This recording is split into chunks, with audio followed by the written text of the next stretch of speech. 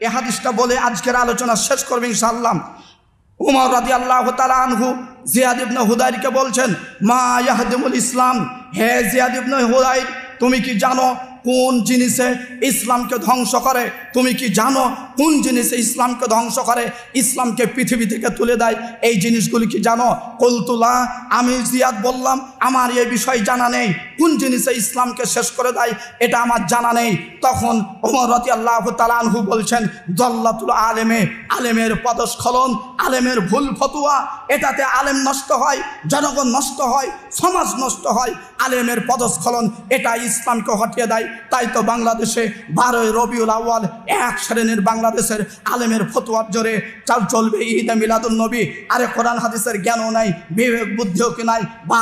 12ই রবিউল আউয়াল পৃথিবীতে বাংলাদেশ নয়, পাকিস্তান নয়, ইন্ডিয়া নয়, সারা পৃথিবীর আলেম ওলামা সহ যত ইসলামী স্কলার আছে একজন ব্যক্তিও প্রমাণ করতে পারবে না যে 12ই রবিউল আউয়াল হলো আল্লাহ রসুলের জন্মদিবস। এটা কেউ প্রমাণ করতে পারবে না।